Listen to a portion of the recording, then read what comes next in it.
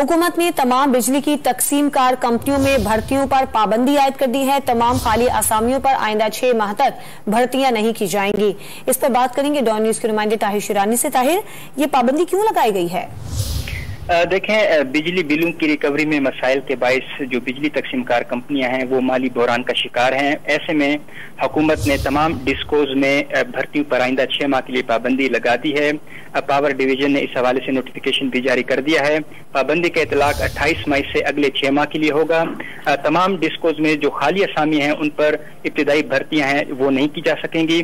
ताहम अदालत ने जेर समात केसेस जहां बहक माजूर होने वाले लवाहिकीन की भर्ती पर पाबंदी का इतलाक नहीं होगा।